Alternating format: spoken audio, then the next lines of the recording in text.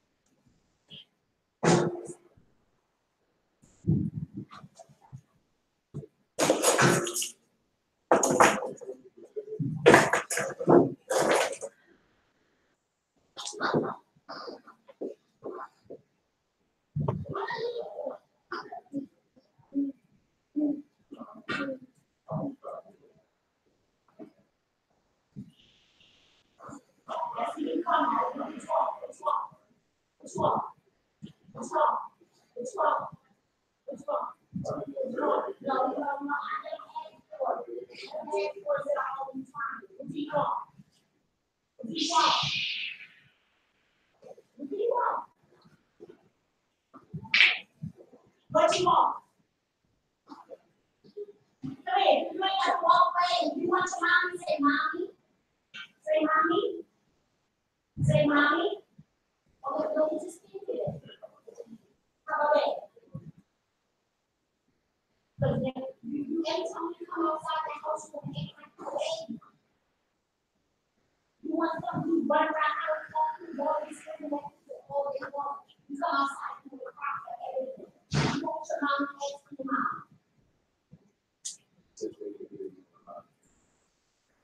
I'm hearing everything about you.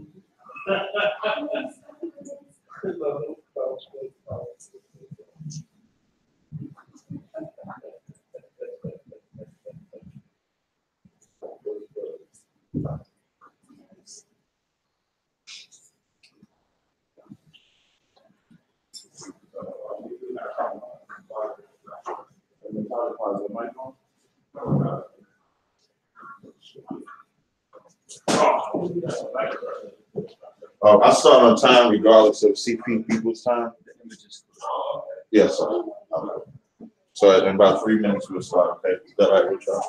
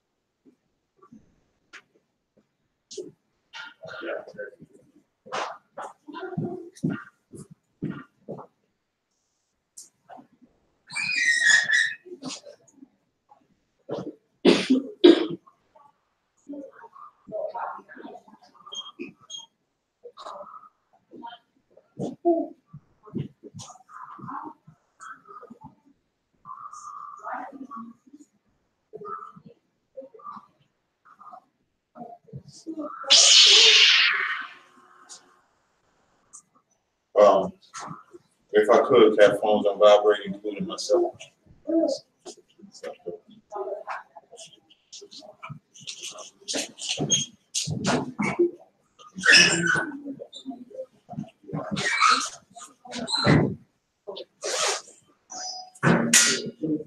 I did.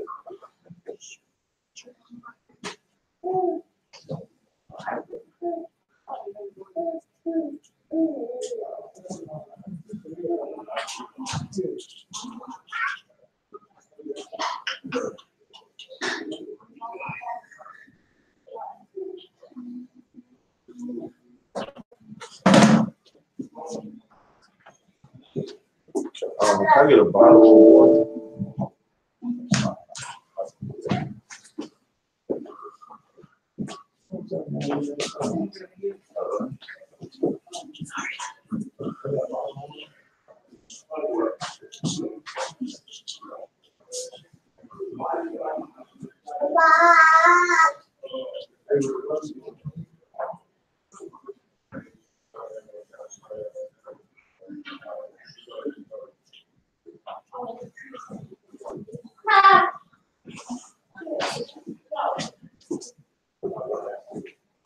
Good on the live stream. Testing 1 2 1 2. Okay, I want to begin today's lecture. I'd like to thank y'all for coming out. I always start my lectures on time. Regardless, I know black people like to show up late, but we got to learn to be on time. So I always start on time to be punctual. So I believe it starts at 2 o'clock. So give yourselves a hand for being on real people time. I thank y'all for coming out. I don't know where y'all came from. I came from Jersey. I know Tazaryach came from New York. Some sisters came from Maryland. I mean, to see a lecture that I think is like one of the most important lectures that we could do. For those that haven't followed my lecture series, I came up with this miseducation series, I think it was about 2.5 years ago. And I came up with the concept because I feel like what we're educated, well, y'all know us as Israelites, we've had this Bible in our possession since we've been enslaved. It was just given to us by the slave master. The slave master would give it to us. Like there was a recent report where they actually showed the version of the Bible that they gave to us. And they would take out all of the verses that would make slaves like start an uprising and leave in all the verses that would make it seem that you're supposed to love your oppressor regardless of what. So even though we had the Bible in our possession, it wasn't the way the Lord wanted us to have it. And that was because we rejected it when it was in our land. So when I came up with the Miseducation series, it was to combat all of the things that we thought we had to be educated on. We thought we had to be educated on feminism, being feminist, abortion, homosexuality, white Jesus, if you want to call it that, Christianity, Islam, all these things that everybody knows about. Everybody knows about the Christian church. Everybody knows about the feminist movement where the black woman don't need a man in their house. And we all thought that that was the education that we needed. So this was a way to combat it. If you watch television today, you'll see, like, I don't really watch reality shows, but I hear about them. So you see like the Hollywood Wives of Atlanta or Chicago, I don't know the cities. And all of them that you see, it's like themed where you see this right here. Like you see here, let me get this pointer right. Let me show you. You see this right here? This is the theme that you see between black men and black women, where we're consistently fighting each other. And I don't know if y'all can see this puppet master here, but this is the real problem which we're going to get into today. Because the only reason we're fighting and arguing with each other because there's an entity that exists between us, almost like a border. So that's what made me come up with the Miseducation series. So the first one was the miseducation of the black woman. And the reason why I came up with that lecture was because black men are used for the white man. We know that. But black women are used by white women just as much. And so the white woman gave the premise like they was losing America. And you know who they used to push that fight with the black woman. They got the black woman to march and to rally for them. So I did that lecture to show that the black woman, you're beating the white woman. Like you're better than the white woman. And so after that, I wanted to do a lecture on the miseducation between the black man and black woman, because without a black household, I don't know if y'all done that. Without any household, like you notice when we get into the feminist movement, you'll see that as much as the white woman wanted a better job, she never wanted to put the white man out of her house because she knew that that was her protector. But when it comes to us, the only way they teach a black woman to be strong is if the man that she let impregnate her is not in the house. Is if the man that she has children with can't give her instruction. She can't get no assistance. So that's where I birthed this lecture, so that maybe if we destroy the argument between the two of us, it's almost like We look at each other as enemies, but we don't see the real enemy, which we'll see. A lot of people like to call it white supremacy. It's hard for me to, I'm going to use that word for this lecture, but I just don't believe the white man is supreme over me. So it's hard for me to understand that concept. But it's not hard for me to understand the white man putting devices to go in between us. So we're going to get into that. Give me the next slide. So now we're going to start here. When I did the Miseducation series, and it's important for y'all to follow me. If y'all haven't seen my lectures, they're all on our radio channel, Across the Line Radio. And I always take pieces from previous lectures to put them in this lecture. So now everything always starts with us with slavery. You have to deal with the root of the problem in order to fix it.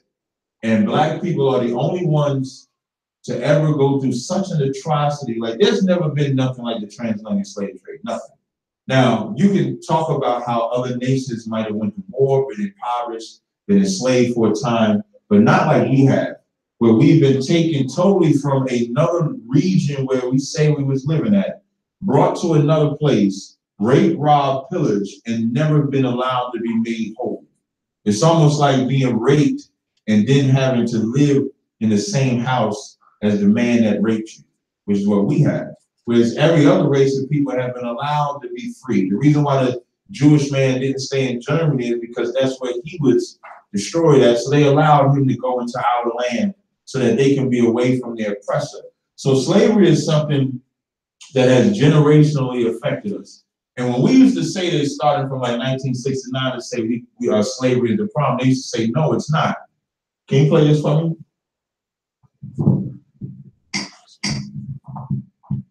This is called Slavery May Have Altered Black People's Body Chemistry.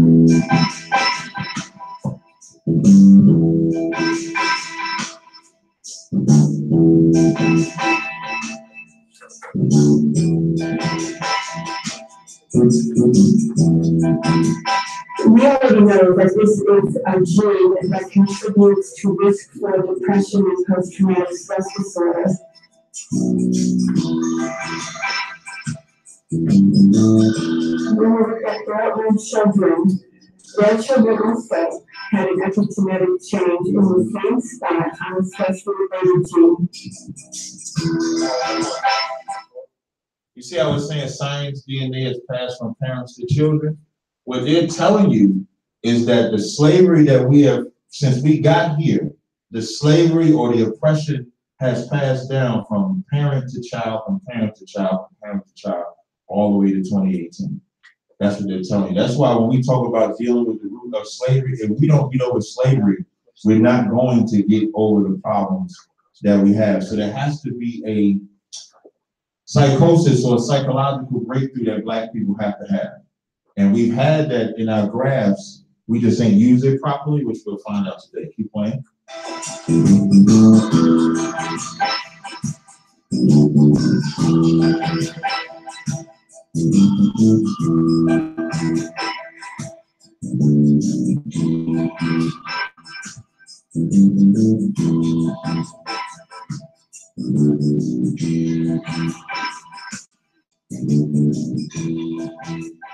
We're talking about multiple traumas for hundreds of years. Not only do you traumatize directly, you've seen your friends, your cousins, and everyone in your environment being beaten, sold away from families, raped, mutilated.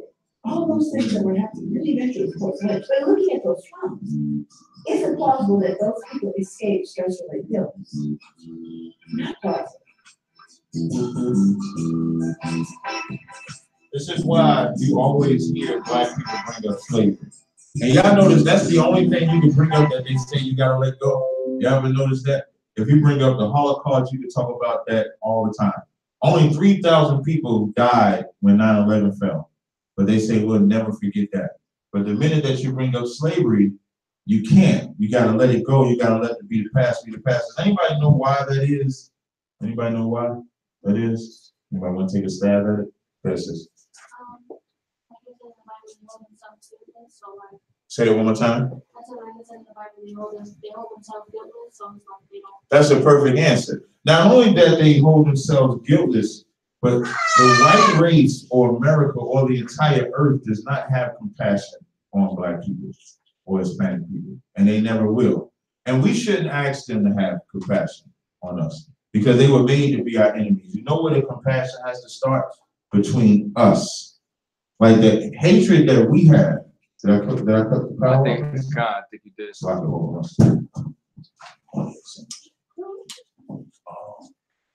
Did I hit the power? I think you hit the cord. Hit the cord on what? On this? Yeah, it might have came out the wall. Oh, my bad. I apologize. Let me stand over here then so I can get out my own way. My bad. Y'all don't mind, do y'all? That's okay?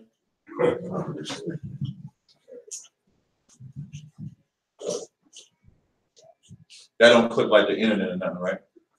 Okay. So what I was saying was we shouldn't expect the white man or no race of people to have compassion on us. I think we've been in this condition for 400 and something years and have not had no compassion given to us. So why would we ever expect them to? But here's who's supposed to have compassion. The black man and black woman are supposed to have compassion on each other. Right. Brothers are supposed to love other brothers. Sisters are supposed to love other sisters. When we can get over that hump, there'll be nothing that can destroy that.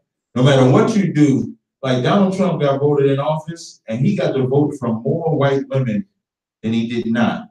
Even though in the premise he's looked at as this male chauvinist, he's looked at as he looks at women as toys or what have you. But what that woman understands is although as vulgar as he is, that's his protector.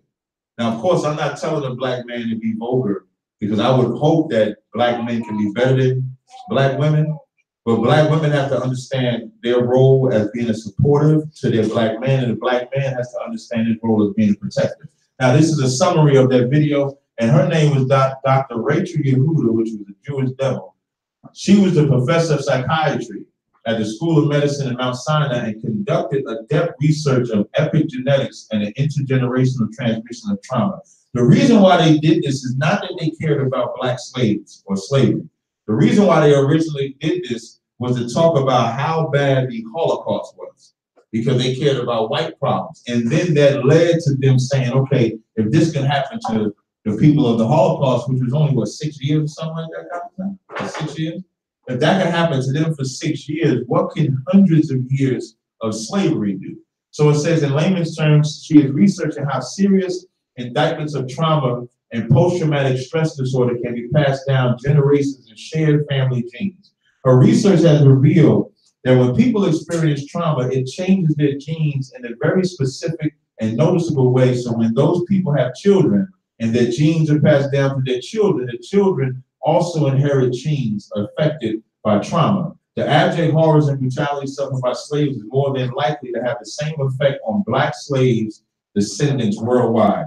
Go to the next slide. That's why you have different types of black people. You have the black people that want to fight, but you have a lot of black people that are passive aggressive. Because like that sister said in the beginning, she said, imagine it when they taking them strongest, biggest slaves and beating them in front of you. When they're raping that woman in front of you. Like that's, so the people, so imagine if that was happening right in front of here.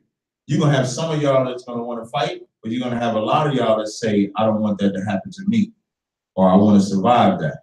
But we're still reproducing and having that same mentality. That's why we are destroyed the way we are. Play the next slide, please. Look at the. Now this is, for those that don't know, this is Frances Cress Wessling, a black psychiatrist. She says a lot of stuff. I'm gonna play, I think I got maybe 6 more videos of different aspects. She's also gonna talk about the black structure, which what she says is very important. Can you play that? Family is concerned, you have to say that this is something that has been imposed on us because the family was not like it is. Exactly. They say we would do well to say we don't have family. I say we have survival units of the white supremacy. You see what she called it? She said it would do well to say that we don't have families. We have surviving units. Because since we've been in America, all we've been trying to do is survive. They supposedly freed the slaves in the late 1800s. And after the late 1800s, you had black cities that was able to come up in a short period of time, which became a threat to the white race because they expected us. You know, the thing before they so-called freed the slaves that we were dumb and stupid, that we couldn't learn. Which even that is kind of like funny to hear when they would take away our ability to read and write. When you hear about Washington, D.C. being designed by a brother, you start finding out all of the inventions that we thought were attributed to white people was attributed to us. So it's kind of hard to hear when they call us dumb and stupid when inside of 20 to 30 years, we were able to establish some of the greatest black cities we've ever had. So when they saw that, they would destroy, like Wall Street is the more popular one, but they destroyed Wall Street, they destroyed Rosewood, they destroyed DC, they destroyed, what's that city in Central Park, is that in New York? Seneca Village. Seneca Village, that was a black city where not black city, but that was a black village where black people lived. And because they wanted that park there, they destroyed Seneca Village. So we've had our own, but every time we would come up and have our own, they would destroy it. They bombed the village in Philadelphia. They bombed the section in Philadelphia as well. So all we've been doing is trying to survive. Like that thing, good times, struggling and surviving, that's a perfect statement because that's all we've done. That's why she said we have surviving units. Because when that black man and black woman get together, they say, okay, how can we survive? Keep playing. Has been destroyed by the dynamic of white supremacy. And at the same time, I'm saying that it is our responsibility as black people to decode in detail how white supremacy carries out its destructive dynamic, and then you counter. You see what she said? We can identify, whether you want to call it white supremacy, I like to just call it white man the devil. If we can identify what the problem is, you have to also identify what the solution is. So if we've been fighting each other, now this was said in the late 70s, early 80s. So now if we're in 2019, have anybody observed the state of the black man and black woman? You go to the next slide. Do y'all look at how the black man and black women are today? Can you go back to the first slide, the very first slide? Very first slide, if you could.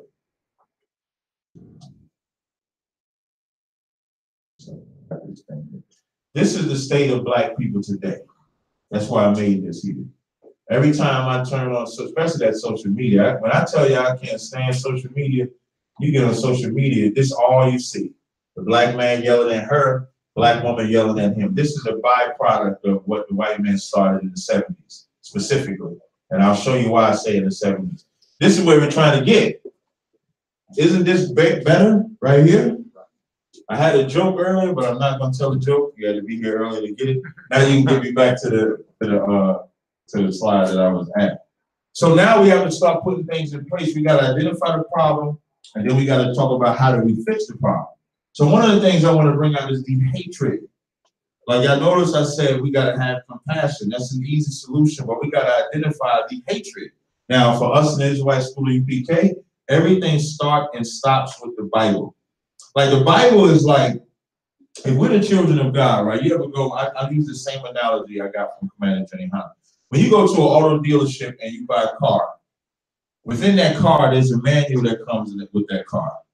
So when you open up that manual, it'll tell you when you got to get the oil change, it'll tell you how to look at the tires, it'll tell you how the heat works, it'll tell you how to radio, where to put the power steering fluid. They give you all the instructions because that manual was made specifically for that car.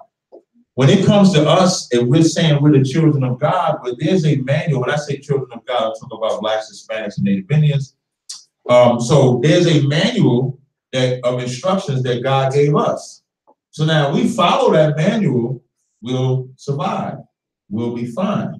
If we break from that manual, this is the byproduct of it. The byproduct of breaking from the manual of God or the Bible is that we are the most destroyed species on the face of the planet. So now hatred being one of them. The definition of hatred is an extreme like or disgust. Number two is an ill will or resentment that is usually mutual. That's why that image has a black man and black woman at odds. Like, and here's how destroyed we are. Every platform that I've watched where they say, how do you fix the problem between the black man and the black woman? You know what's the first thing either one says? They start pointing out all the problems that the other gender has. So if it's a black woman talking about how do we fix the problem, she starts saying everything the black man does wrong. If the black man starts talking about her pride, he's saying everything the black woman does wrong. How about we both just say we messed up? How about we both say that we failed at the job?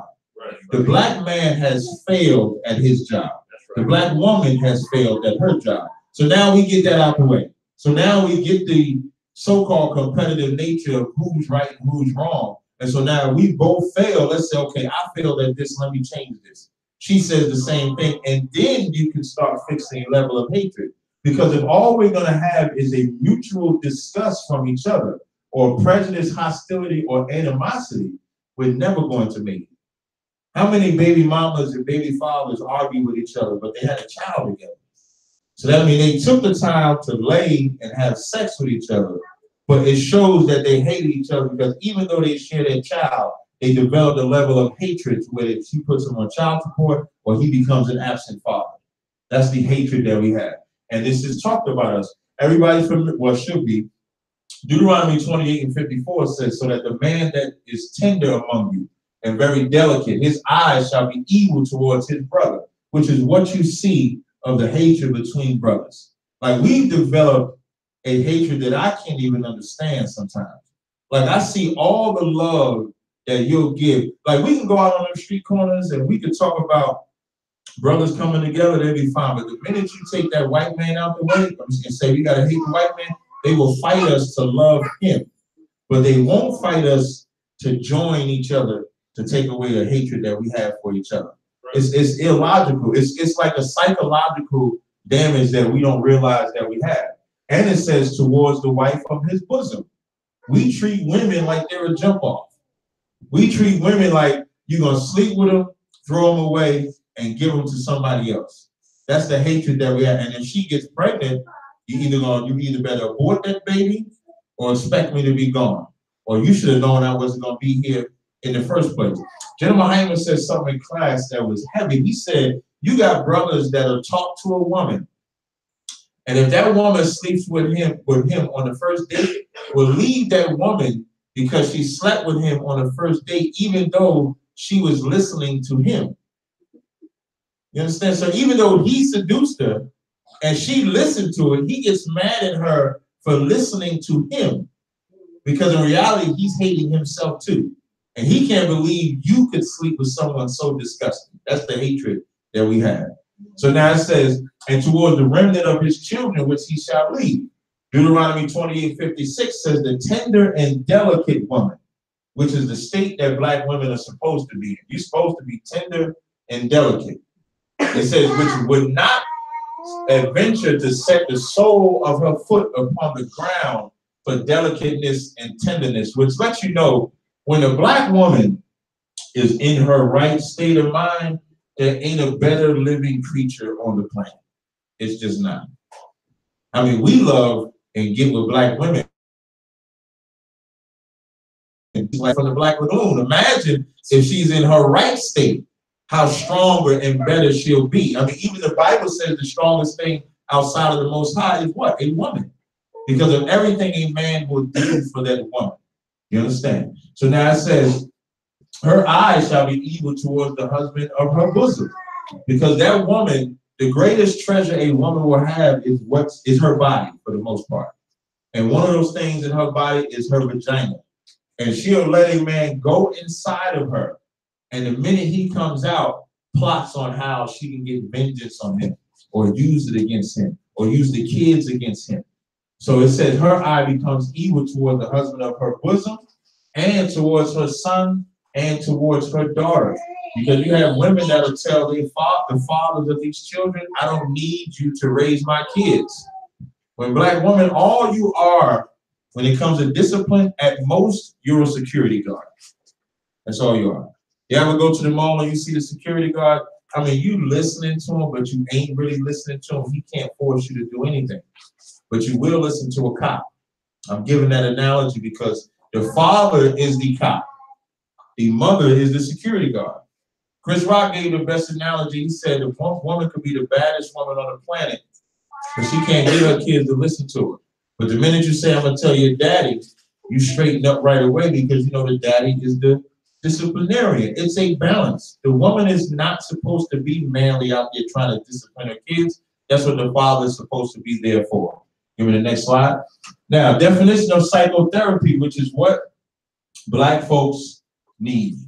Psychotherapy is the treatment of mental or emotional disorders of or related bodily ills by psychological means. So if we had a psychological trauma happen to us, we have to go through a psychotherapy to get over it. For us, the answer to that psychotherapy starts with the Bible. It starts with an instruction. It starts with an order. Psychological is of or affecting or arising in the mind related to the mental and emotional state of a person. From someone that counsels, I counsel a lot. I counsel males and I counsel females. And every time I'm counseling them, I'm listening for what traumatic event happened to them that caused them to be the way that they are. Whether they didn't have a father around, whether they might have been molested, whether they might have been the molester, whether they might have been the abuser or the abused. I look for that because we're all psychologically damaged, whether we want to face it or not. My father was a drug addict. So my father would be in the picture, he would be out the picture, and I had an affinity for that. That's me. Like I had an affinity for my father to be there. So one time I had acted up in front of my mother and that forced her to go get my father. And so what that taught me psychologically is if I ever want my father to come around, I just act up. So I wouldn't go to school. I would go hang with the homies. And that would bring my father around. So it's almost like I developed wanting to get an ass whooping to bring my father around. But that was the only thing I thought that I could do because my father wouldn't come around no other way unless that happened. So that has to be addressed because we all suffer from absentee father syndrome or absentee mother syndrome. So those have to be addressed, and the fathers have to be fathers. The mothers have to be mothers. It says, this is just an example, the victim has sustained physical and psychological damage, and this is one of them. Isaiah 1:6. Now, when you read Isaiah 1:3, it says, the ox knoweth his owner, and the ass his master's crib. But my people don't know, we don't consider. Meaning we look for every single answer that we can find, whether it's that Christian church, whether it's some type of psychiatrist, whether it's school, whether it's the job we try to hide it in. We look at all these different things instead of the one place. Like when I was little, my grandma used to have this big Bible, like one of these things. Y'all see this Oxford Bible here? My grandma, everybody used to have that Bible. We used to sit like right there in the living room, just like that. And everybody would have it. But nobody thought to go in there to actually get the answer to the problem. Now we have the answer to address and give us the psychotherapy. We should be in this every day trying to find the answer. That's why we have classes every day, 7 to 9 p.m. So that we could be, like I've been in school since 2010. I've been in school. When I'm saying in school, in here. I go to class every day. I teach a class every week. I've been doing it for the rest of my life because this is where the answers are.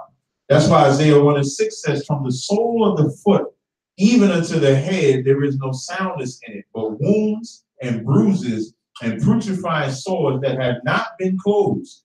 The Black family, and when I say Black, because I know I'm saying Black a lot, it encompasses all 12 tribes of the nation of Israel. Black is a condition. That's why I'm using it so much now.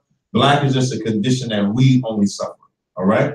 So now when it talks about wounds and bruises and putrefying sores that have not been closed, we have never healed from nothing that we've been through in America. From the time Columbus came over here and started kidnapping the Taino Indians, started kidnapping the Native American Indians, started kidnapping the Mexicans, forcing them to be Christian, we have not had any rest or any time to ourselves. Like there should be a healing time that we should have, but we've never had it. That's why it says they have never been closed, neither bound up, or neither mollified with ointment. An ointment is something, if you get a bruise or something, you put some ointment to give it a healing. We haven't had none of that because we've run, like number one, we've been taught that Jesus is a white man, or the Jewish people are white people, or you can't follow that book. Like they've destroyed that book so much. And when I'm saying destroyed it, not destroyed the words or anything in it, but the image of it. Like the image of the Bible is presented like when you talk to the average cat in the world and you bring up the Bible, they think of that white boy, they think of Christmas, they think God loves everybody, they think he's soft. I used to look at that picture of Jesus and I used to say, I could beat him up. Like he can't, like why would I listen to, nobody's gonna listen to a man that looks effeminate, and that's how he will come across. So that's what we would battle, and we would never look at that for the answer, but now you do. Now there's hard, you give it, now you do. So now there's really no excuse in 2019 to run from that Bible. To run from that Bible in 2019, that just means you don't want to fix the problem and you want to continue the problem. Well, I would rather fix it, and I need my brothers and sisters to join me. So now these are similarities and differences in Black men and Black women in psychotherapy. This was written by Billy E. Jones, MD, Beverly A. Gray, an MA in the Bronx, New York. And it says a survey of 93 psychiatrists concerning the psychotherapy of Black men and women indicated that there were more similarities than differences between the men and the women. Meaning like we be so busy trying to have a competition between the two of us when really we're suffering the same punishments.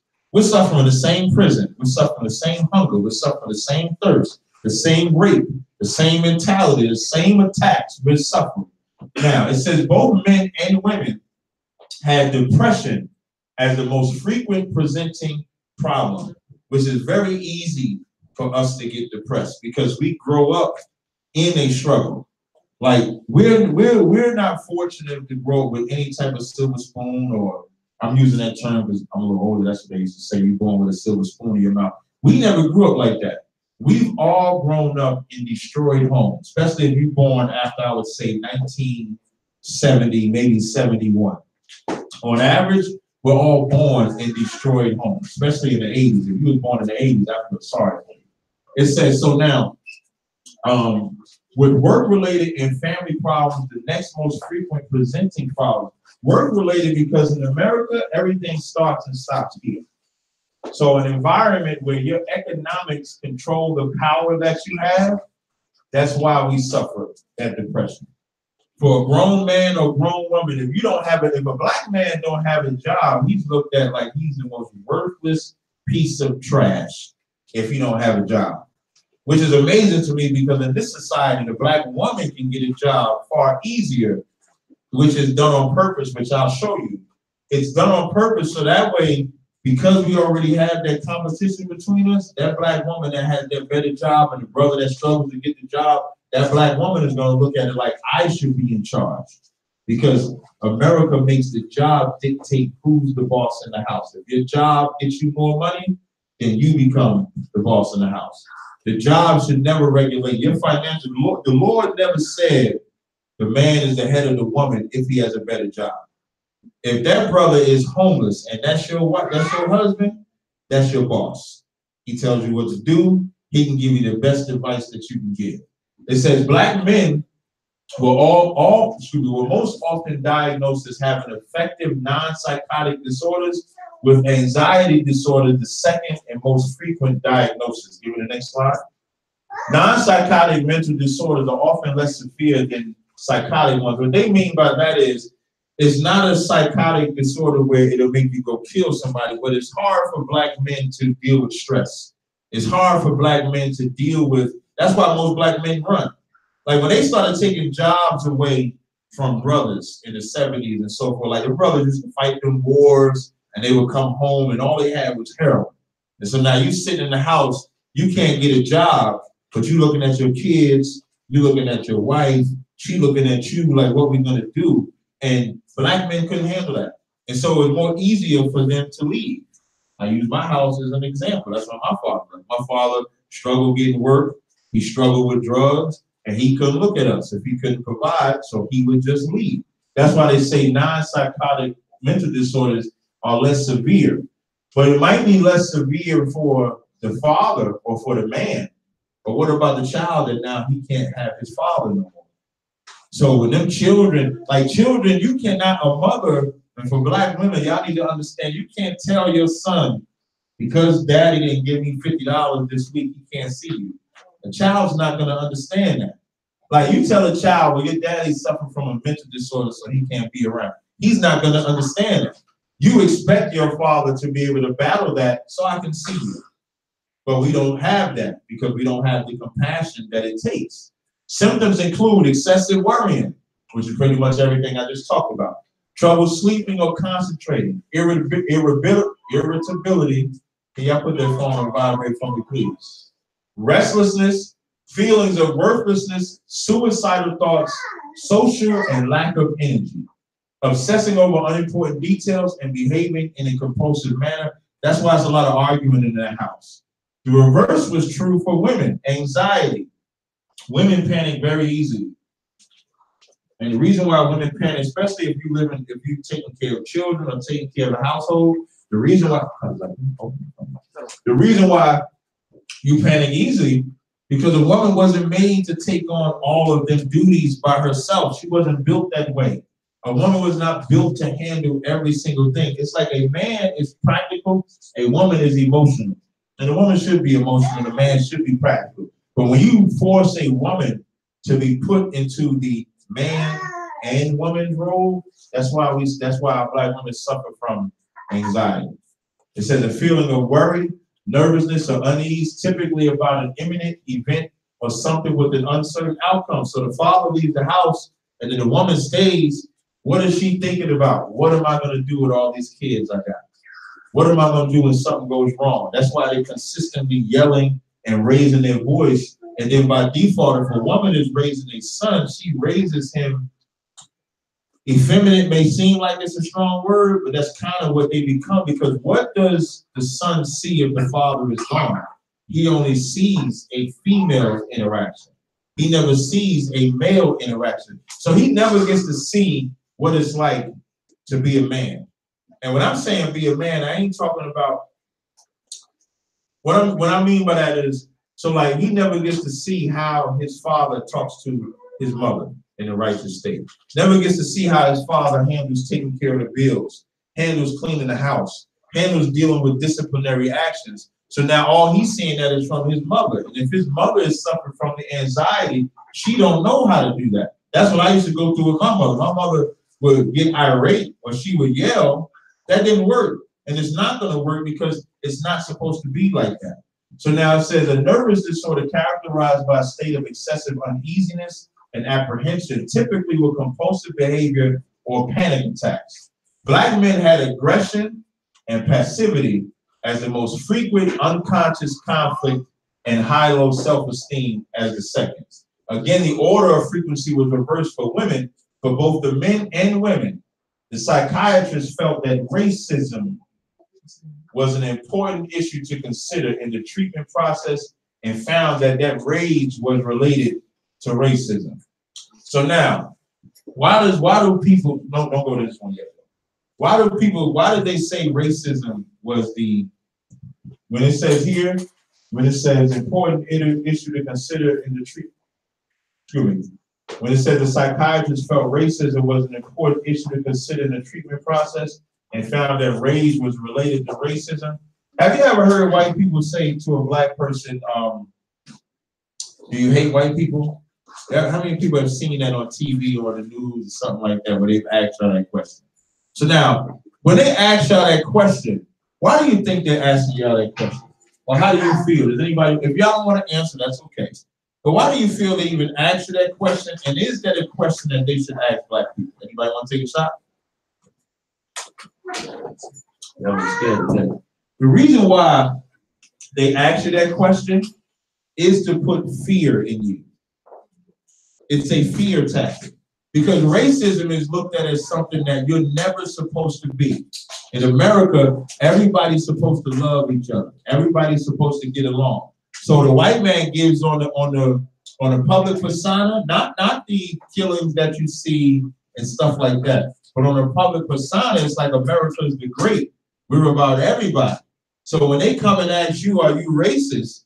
Even though you want to say, yeah, you're afraid to say it because the commercialism of America says that we love everybody. So you can't be a racist. But we should be racist. We should address the real problem, which is what these psychiatrists said. These psychiatrists said in the treatment process and found that rage was related to racism. There was a video The only reason I won't play the video is because the man in the video was a homosexual, and from what I hear, the woman in the video was a lesbian. Did we confirm that? I have to find out. I think she was a lesbian, so I won't play the video. But in the video, what that woman said was, the black man lies to the white man every day for come home and give her hell. And lie by saying he likes the white man, smiles in the white man's face, but then when he come home, she gets all the aggression. You know why she gets all that aggression? Because he does hate the white man. Right. But he's afraid to tell the white man that he hates him because that white man controls his job, controls his economic. So when he comes home, he's not afraid of his woman. So because he's not afraid of his woman, she gets the brunt force of the hatred that really should be channeled at the enemy that put them in that condition in the first place. That's why I'm saying the treatment process has to consider the rage and how it relates to racism. Go to the next slide now. So now we have to understand, if I'm saying the cure for the hatred between the black man and the black woman is to resurrect our household, how was our household before what I call the death of our household, the civil rights? Civil rights was probably the worst thing that could ever happen to black people outside of slavery. It's like slavery is number one, integration is the next thing. And you know integration is only pushed on black people, blacks and Hispanics. They're not trying to integrate with Chinese people, Africans, Arabs. There's no integration there. But when it comes to us, everything has to be integrated because that's control. That's racism. Because in that integration, number one, we can't even integrate, just so you know. In order to properly integrate, if you wanted to, you have to have power to deny that. And we don't have power to deny anything. We can't stop white people in the school system. We can't stop white people in our neighborhoods. Like Harlem used to be black. Like I've seen Harlem, like maybe the way Harlem looks now is different than what it looked 10 years ago or 15 years ago. And we had no choice. We could not stop that because we don't have power to do so. But we did have power at one time, and that was before civil rights. And when I'm saying power, power in being united. Them Arabs will unite, strap bombs to fight against the white man. Them Chinese people, there was a cop, a Chinese cop in Brooklyn, New York, and they killed this young brother, a Kai girl. And they actually got the cop convicted. They found him guilty of murder. And them Chinese people came together and made that black district attorney make sure that Chinese cop didn't get no jail time because they was united. When we were united, and let me tell you, every consensus from 1890 to 1950 showed that the black labor force participation rates were higher than those of whites. In 1950, 72% of all black men and 81% of black women had been married. Between 1960 and 1964, blacks were rising into professional and other high-level positions at a rate greater than the 5 years following the passage of the Civil Rights Act. Now, before I read the rest of them, this is all before civil rights. This is all before integration took in full effect. Then this is black men and black women. Were we in the same position? Was black men getting hosed and killed? And when I said black people rather getting hosed and killed? Were white women lying on what black men was doing? Yes, they were. But you know what we did not do? We didn't betray that black woman. We didn't betray that black man. We didn't say, let me go mix with this one. Let me go integrate. We stayed together. And it took somebody like a Martin Luther King, like who loved white women. It took a Bayard Rustic who stayed in the background because he was a homosexual to make homosexuality a part of the Civil Rights Act, which we're suffering the effects of that today. I just saw a meme, not a meme, I just saw this thing with Don Cheadle say he supports trans kids. Trans kids. That guy, Jussie Mollett, was able to, let me tell you, Jussie Mollett lied and said he got beat up by white people. Now, do you think they care that he got beat up by white people and he was black, or because he's gay? It's because he's gay, not because he's black, right? So now, the 1960 consensus showed the first signs of a decline in black marriages with an acceleration in later years. Why? Because this is Martin Luther King started coming around in the 1960s. Who was Martin Luther King's first woman? Who knows? Was she black or white? Who knows? She was white. When Martin Luther King was in college, he loved him, this white woman. I forget her name. Somebody can Google that for me and get her name. He loved that white woman and only got with Coretta Scott King because he was going to be in civil rights, and it would look bad if he had a white woman on his arm. But he loved that white woman in college. This is in the 1960s. Since the 1960s, the black labor force participation rates have been lower than whites, and unemployment rates for blacks 16 and 17-year-olds have never dropped below 20%.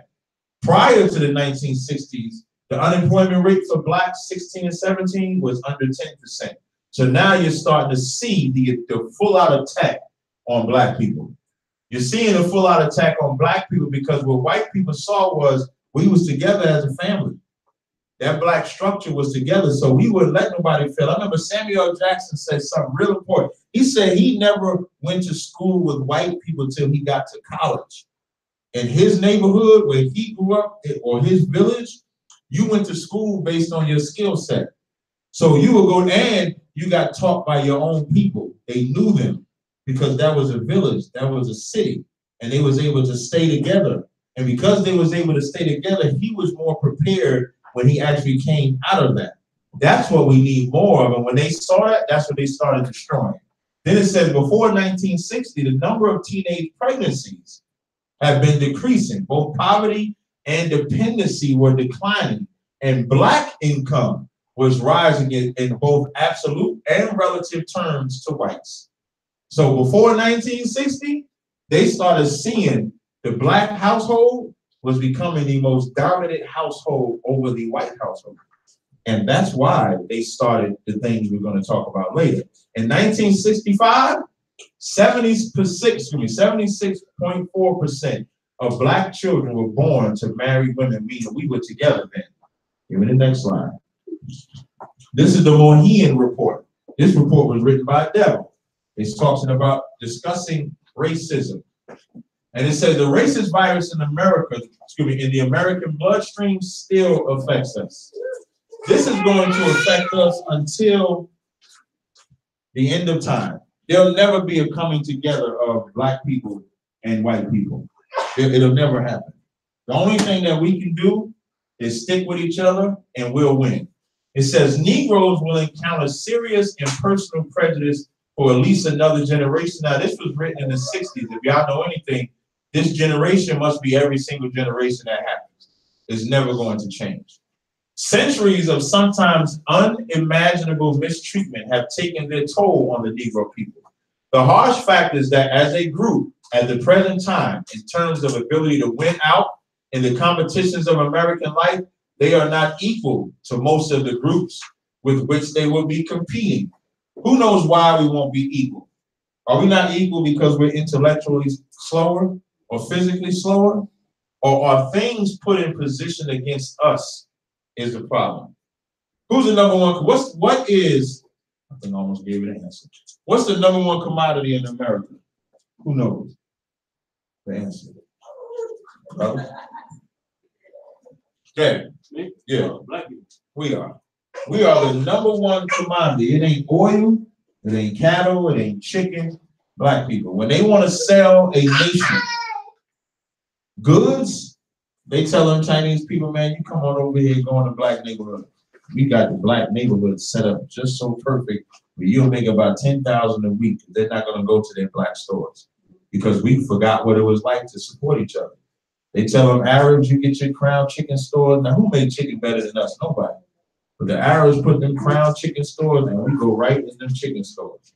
We go right in every store they put in there. When we get our money, we don't even think about supporting a black business.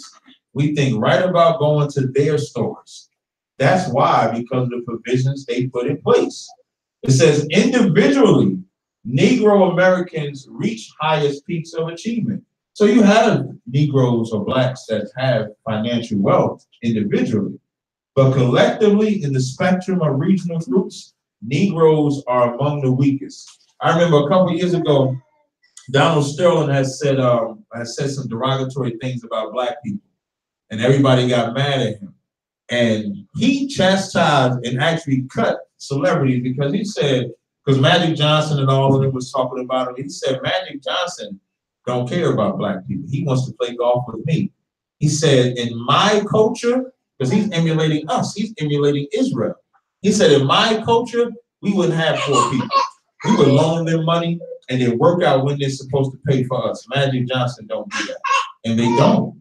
That's why it says individually we can reach the highest peace. But collectively, we won't. As a nation, we are responsible for us. We look for a handout from the so-called white man, but collectively, we're supposed to build ourselves up. We're not supposed to be that dependent on another nation where we can't survive ourselves. You can give me the next slide.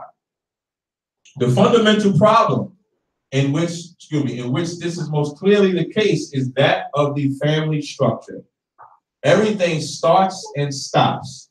That's why every device they have, if they ain't trying to kill our babies with Planned Parenthood, they're trying the feminist movement to get the man out the house, or they teaching the man to have such hatred that he's just gone anyway. The family structure is evident. It says the evidence not final, but powerfully persuasive, is that the Negro family in the urban ghettos is crumbling. This is what they saw in 1965. 1 year after the Civil Rights Bill came into effect. So y'all seen all of the statistics that I showed before the 60s of how the black family structure was together, how we wasn't divided. Soon as civil rights came in, we start getting destroyed. This quote from the Harlem Youth Opportunities Unlimited, it says, after an intense study of the life in Central Harlem, the board summed up their findings in one statement: massive deterioration of the fabric of society and its institutions. Give me the next slide. At the heart of that deterioration of the fabric of the Negro society is the deterioration of the Negro family. Without a black family, we don't have black people. All we have is just scavengers. That's why when you look in the ghetto, you just see people trying to survive because we're not united. It said it is the fundamental source of the weakness of the Negro community at the present time. The role of the family in shaping character and ability is so pervasive as to be easily overlooked. Like, we're so used to, it's almost like the norm to see a woman as a single parent or a brother as a single parent. It's so not the norm that when you see a black family together, it's looked at like it's applauded. It's applauded, it's hand clapped because you don't see it no more. And it says the family is the basic social unit in American life. It is the basic socializing unit. By and large, adult conduct in society is learned as a child. Like I said in the beginning, imagine that son that doesn't see his father anymore, or he sees a promiscuous woman, his mother is promiscuous. He's gonna grow up with that concept as a child. And so he may mistreat women because of what he's seen as a child. He may leave his kids because of what he's seen as a child. Every woman, every child, every black child's first love is their mama. Like, they looking at their mama, and that's more likely the gauge of how they're gonna pick their women. And if that mother is not raising properly, or he don't see the interaction between how she acts with her husband, he's just learning on the job training. Same thing for a daughter. A daughter's first love is going to be her father. Now, if she ain't got no father, how is she ever going to see how she's supposed to be as a wife? How she's supposed to act if she never sees interaction between her mother and her father? That's why it says, by and large, adult conduct in society is learned as a child. A fundamental insight of psychoanalytic theory, for example, is that the child learns a way of looking at life in his early years, which is what I was explaining, through which all later experience is viewed and which profoundly shapes his adult conduct. Mark 3:27 says, no man can enter into a strong man's house and spoils his good except he will first bind the strong man. The first thing that the white man did was get rid of us black men. And the first thing we got to do is take that household back. And when we go take that household back, black women, get out the way. Get out the way, or get on the passenger side. Like, we drive the car, y'all just sit right here and just ride shotgun. And let us ride, and I guarantee you it starts fixing. Give me the next slide. What are some of the things put in place? You got the feminist movement, which we'll discuss. That Gloria Steinem and her counterpart, Angela Davis, who was a big dyke, she famous for that afro. She was a lesbian. The dyke is too hard. That's right. She was a lesbian, and Gloria Steinem set it up to kick black men. It was almost like two forms of feminist movement. You had the white feminist movement and the black feminist movement. The white feminist movement, all they was concerned about was they didn't want to have to cook. They didn't want to sit at home all day. They wanted to get in the workforce. The black feminist movement, you don't need no man in the house. Get rid of that man. We'll give you government assistance. And then the government became your husband. That's why all y'all want to marry Jesus today, because you done kicked the man out the house. That's just true. It says the employment of black women in higher paying jobs than black men is another form. You can't have a society where everything is predicated on the breadwinner. Specifically, the man has to be the breadwinner. You take him out from being able to get a stable job and then give his woman the job and then expect that household to be okay. Because he's automatically going to feel some type of way, because he's going to psychologically feel inferior to her. And she's going to psychologically feel superior to her. So now you're putting a divide in the house. Number one, money does not make a marriage work. It never will. If you're not together under the orders of the Most High, that marriage won't work at all. But money does not make it work. I done been poor. I done been rich.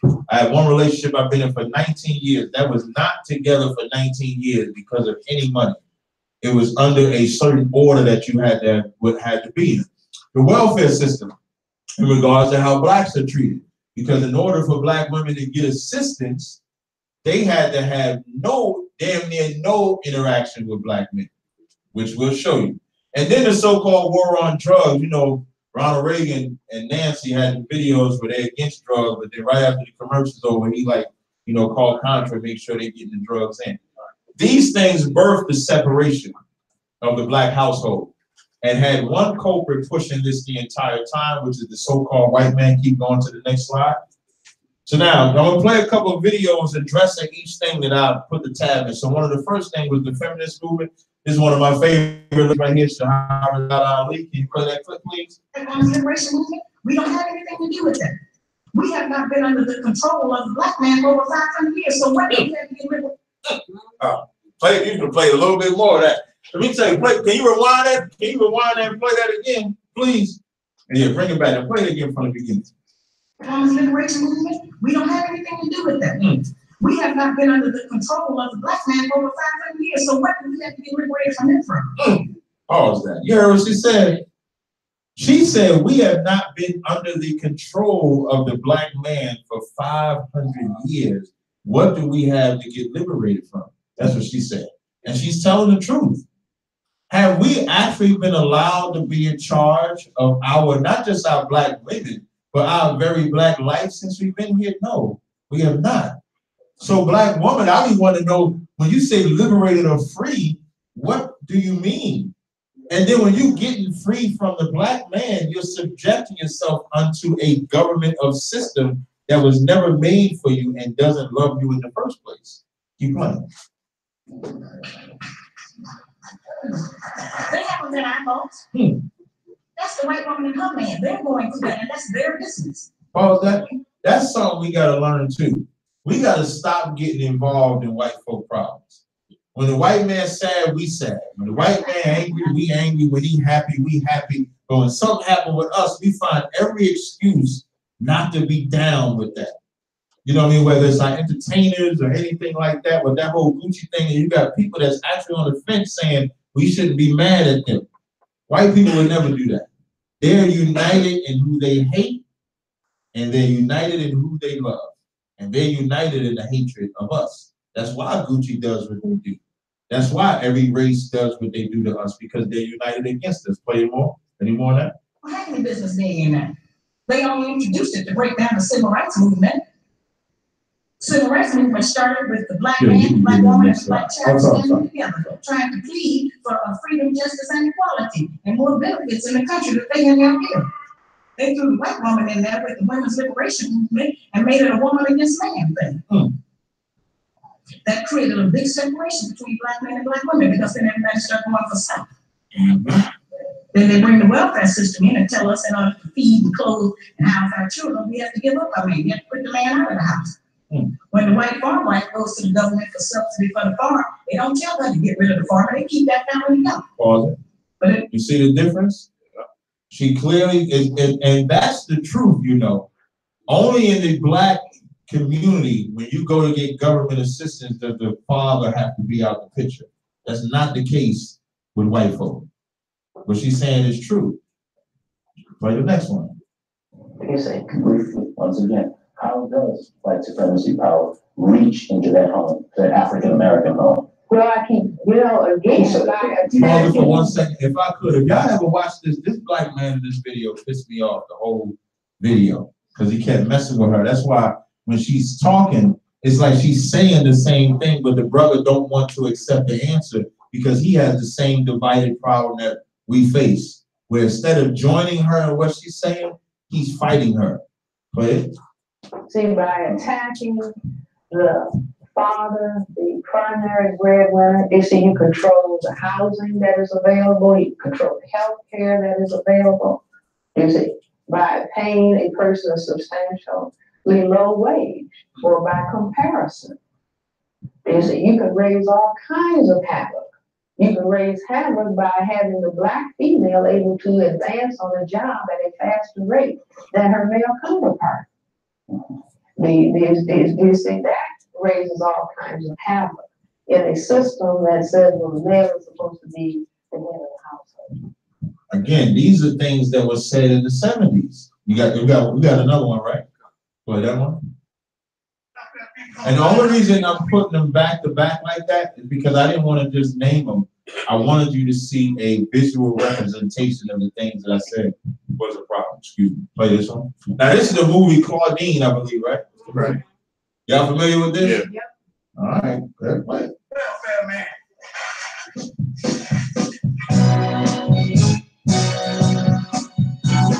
Now, this is after she getting government assistance now.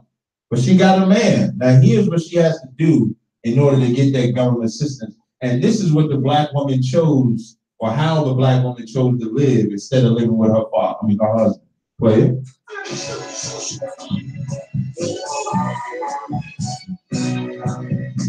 She got to hide everything.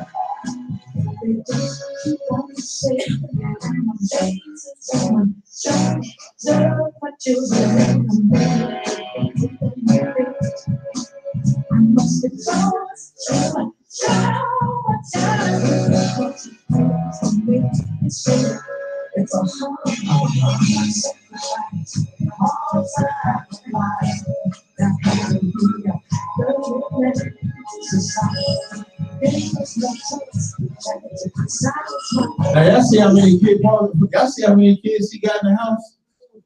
Now she'd rather have all them kids in that house by herself, hide everything, instead of be with her man to get assistance. This is what America forces us to do. Play it. Hey, I pause it for a second. You see how they about to start smiling in the face?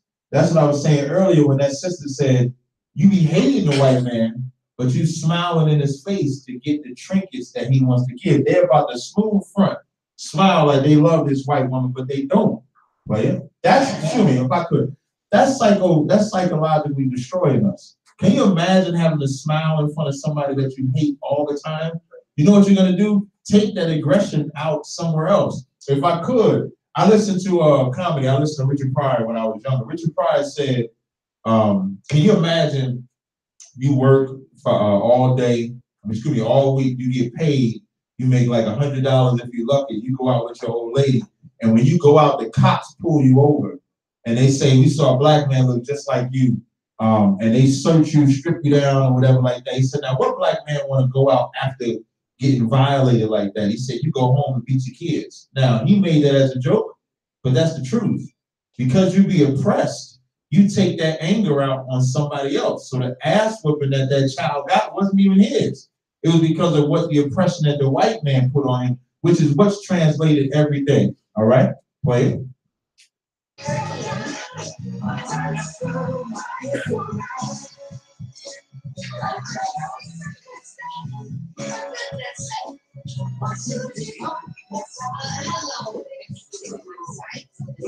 Children, would you cut that music down? Hello, Mrs. Fry. Hi. How you been? Oh, great. I could wait. Where do you know? Because you have, I really have to know. Otherwise, you get into trouble. No, I ain't been working. You can't work, you can't do nothing. I ain't been working. Well, I understand Mad's been visiting you regularly this past month. You are not supposed to spy on us. I didn't spy on you, Mrs. Price, but someone has. It must be that bitch across the street. She'll say anything, that bitch. The thing is, Mrs. Price, if something comes out. Who do y'all think? Now, I'm only using this word. I don't use this word normally, but who do y'all think the bitch is she's talking about? A black woman. That's the hatred we start developing for each other. So you got the black woman telling her on her because we developed that hatred. And who are they trying to please? This devil. She should be the real bitch in this scenario. Excuse my language. I don't use the words no more. I'm in all kinds of trouble, so if you've been seeing this man. What is this? Am I not supposed to see a man? What am I, a damn nun? No, but if you've been sleeping with a man and he's been giving you things, I'm sorry, but I have to know. Do you sleep with a man? Now that's none of your business. It's none of your business either. You're wrong, Mrs. Price. It is our business. This man may be bringing things into your home which you may not be deducting. Now you know I have to deduct you those things. What things? What things, damn it? You have a man come over for dinner, he brings you a bottle of wine. I have a man come over for dinner, he brings me a damn six-pack.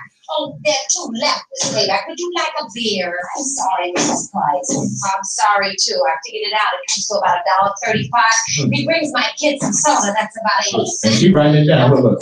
Figuring that comes to about $2.15, Miss Taylor. That's plus tax. You tell me that only gets you $2.15. How much do you get? And that's how we should live. That's what the feminist movement brought. Now, one more video. So now, remember we was talking in the beginning where it was like 74% of black women were married with child, meaning we were more together as a family structure. One of the other things they would do with Planned Parenthood is tell women that they didn't need a man. So we went from being around with our kids to this. Play this clip. Raise your hand if you're married. None of you are married. Raise your hand in the 80s. This is in the 80s. These are all black women. Go ahead. Married to your baby's father. One. The rest of you who don't plan to get married. Why don't you plan to get married? I'd like to know that.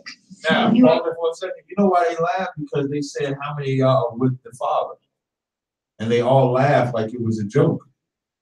When they should be taught not to lay with a man unless you're going to marry that man. Right. Like, how is it not a joke to just sleep with random women? Like, you shouldn't be sleeping with random men and for sure getting pregnant and then making sure they're not there. Now, watch the answer that they have. Read. You have your child to think about, and then a whole family to care for. You know, it's a lot of responsibility. And then you don't want the commitments. I don't want all that movie. You know what she said? You don't want the commitment. This is what our children are raised on, to believe that you have the child, but you don't want the commitment to the man. What do you think the results of these kids are going to be? They're going to do the same thing, but they're not going to care if the father or mother's around. Then that generation, and then that generation, and then we have a bunch of zombies in 2019. Play it. Because I think I can make it as a single parent. But don't you think you might need help in raising that baby from a man? Not really. I didn't have a father. My father was. She said she didn't have a father. Again, remember earlier when it talks about when in the beginning of the lecture, when I played that how it's in our DNA generationally.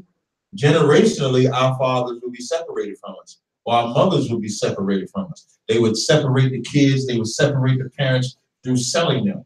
And that's the psychosis that we believe we can carry to this day. That was the point of putting it in there. So where we think that it's natural to not have to have both parents around.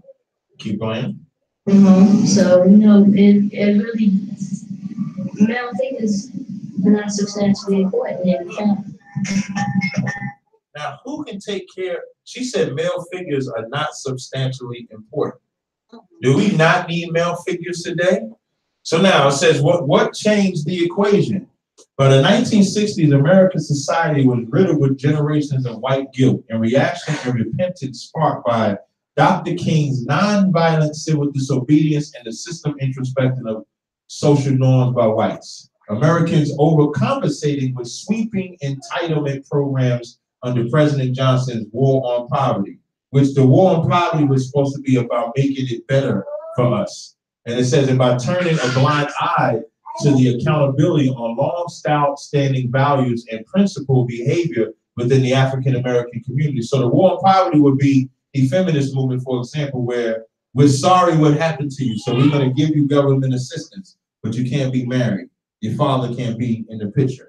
Those are examples of how they would use that so-called program to destroy us. It says, while affirmative action and desegregation jump-started social change, the unintended consequences of shifting the cultural incentives upside down were ignored, meaning they started making it more about a so-called job or so-called equal rights, but destroyed the family structure in the household.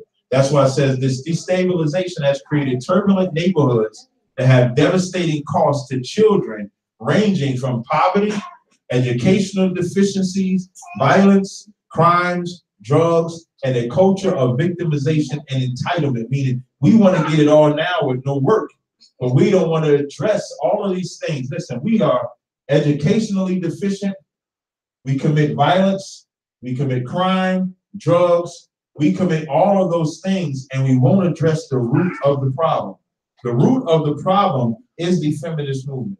Is that war on drugs? Like drugs, what bugs me out about drugs coming into the truth and having a different understanding is that I remember when I was a kid and we used to see the drug dealer driving down with that car, that was like the flyest thing. And he played the music and all of that. But then as I got older, I realized the reason why my father wasn't there was because of that drug dealer that sold him that drug. The reason why your mama wasn't there, your father wasn't there, was because of the drug dealer, but we don't want to address that. And we don't want to address the man that put that in place for us, which was the so-called white man. It says basic developmental psychology tells us that boys and girls growing up without fathers and stable homes are overwhelmingly more likely to lack self-discipline and personal responsibility than children growing up with married parents. The economic, emotional, and spiritual guidance that two-parent families provide are the cornerstones of effective family institutions. You look at families where they grew up with both their parents and the children are able to see that interaction, they're far better than ones that are not. And it says without that stability, institutional collapse is imminent. Meaning it's going to go bad the minute that you don't have this. If you don't have stability, if you don't have institutionalized structure, the collapse is imminent. Because we decided that it was better to live under the white man's government, when I'm saying government, I'm talking about his drug government, his feminist government, his Planned Parenthood government, his religious government. Lamentations 4:20 says the breath of our nostrils, the anointed of the Most High, meaning that's what we're supposed to be. We're supposed to be the Lord's anointed. We're supposed to be holy, which means separate. But it says it was taken in their pits of whom said under his shadow, we will live among the heathen. Like we chose to live, you give me the next slide. We chose to live under the white man's umbrella, and we've died under it. We've suffered under it. Our kids are destroyed. Our families are destroyed. In 1980, 31% of all Black firstborn children were born to teenage mothers.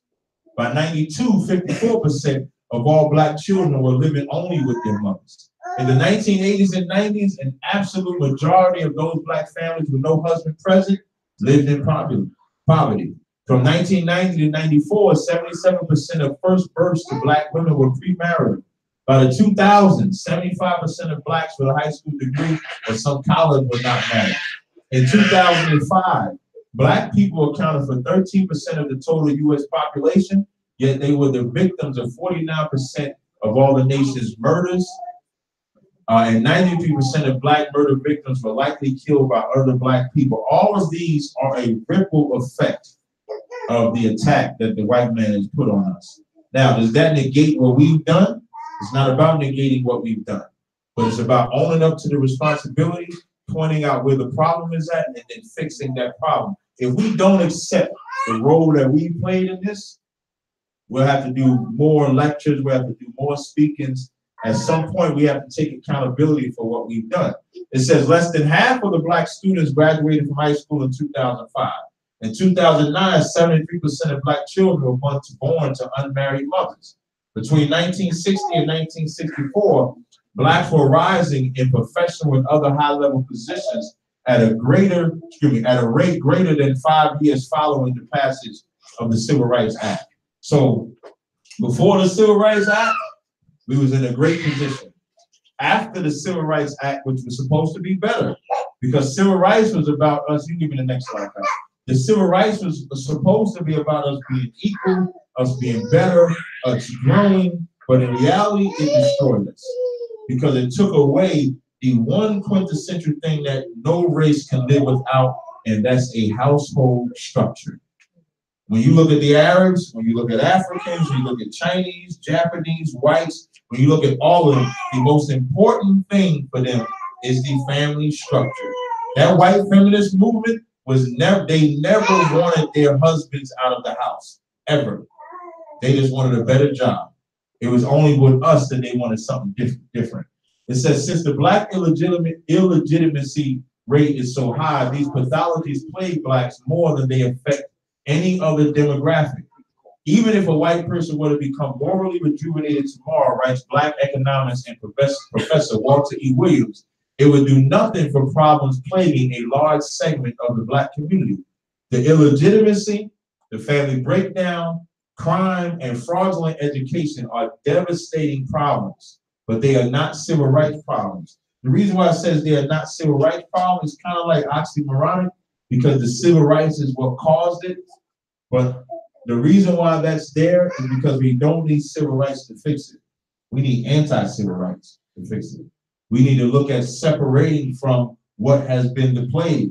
And then we can look at these statistics of before civil rights, before integration, and then look at the statistics after that. The only way we can survive in this war is if we are united and separated from them.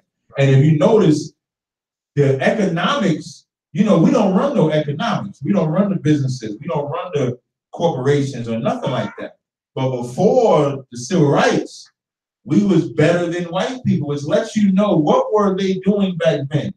They were in economic power, but that power, the results of that power or that economic, that financial, went to our people. It didn't go to them. That's why they chose to destroy us. So by no means are we saying you can't have your economic power that you have, but your love have to go to your people. You have to be anti-civil rights. It says it bears to mention that the astronomical illegitimacy rate among African Americans is a relatively recent phenomenon. As late as 1950, Black women nationwide were more likely to be married than white women. Like white women, hey, you think they like the fact that Black women had their husbands with them when they did not? But now, and it says only 9% of Black families with children were headed by a single parent. In the 1950s, Black children had a 52% chance of living with both their biological parents until age 17. By the 1980s, it dwindled down to a mere 6%. In 1959, only 2% of Black children were reared in households in which the mother never married. Today, that figure approaches 60%. Y'all wonder why I do this lecture? Because that's what's been attacked. And that's the one thing that I don't see. I never see, you give me the next slide, I never see nobody pull out statistics of what we used to be like. Because it almost acts like it did not exist when it did exist. When you talk about a Black Wall Street, Black Wall Street, Rosewood, Chicago, DC, none of them get established if we're not selfish. What I mean by selfish means selfish where I can only be with Black people. Because if I be with white people, I'm destroyed. If I mix with my enemy, they're gonna kill me. If I whistle at this woman, my whole family is gonna be raped or destroyed or something like that. Like they burned Rosewood down over a white woman's lie. So now the only way we can survive, and what happens is because you got to go to war, you get tired of that fight. And you can't get tired of that fight in the war. Because that happens, now we try to look for a solution where I ain't got to die. And so now we think survival. When the white man gonna kill us regardless, it don't matter whether it's abortion, murder, killing, putting you in prison, he's going to do it. It says children in single parent households are raised not only with an economic, but also psychosocial and psychological disadvantages. For instance, they are 4 times as likely as children from intact families to be abused or neglected. Because a single parent household, you're not going to be able to keep up with everything. So abuse ain't just physical abuse, ain't just sexual abuse. It's mental, because a lot of times you get yelled at because the mother ain't there, the father raising.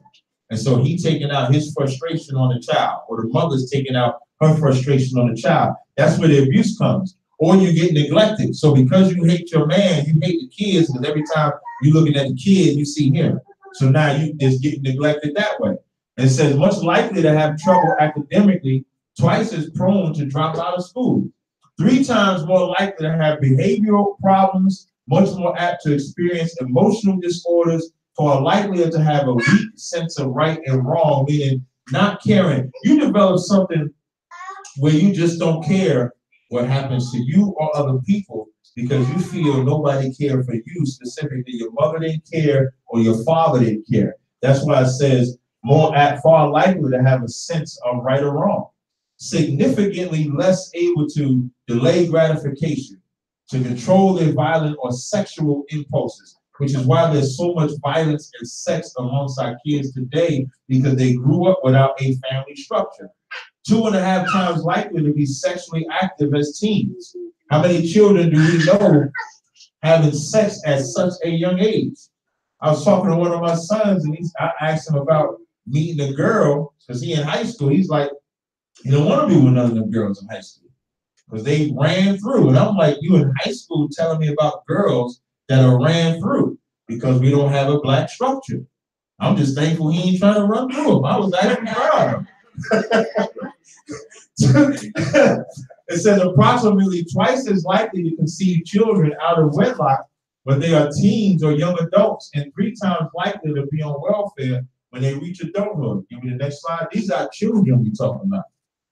The definition of psychotherapy: the treatment of mental or emotional disorders of or related to biological ills. Remember, I brought this up earlier, it goes to how we fix the problem. You need psychotherapy in order to fix the problem. Almost like when they would take a woman that's been raped, you almost have to face the event in order to get over it. And so black men and black women, we have been raped since we've been in America. If you're born black, Hispanic, and Native Indian, you've been raped the minute you came out your mama's womb. And the only answer is to address it psychologically. Keep going. So now the first thing that I always suggest is that we get counseling. Some of the advices that I give to people, and these are scriptures, this is in the Apocrypha for the book of Ecclesiastes. It says, give not thy mind over the heaviness, and afflict not thyself in the time of thy own counsel. Like, what you have to realize, when you see this one here, it says, every counselor extolleth counsel, but there is some that counsel it for himself. This is the so-called white man in this context. When the white man gives you counsel or gives you help, it's never to help you.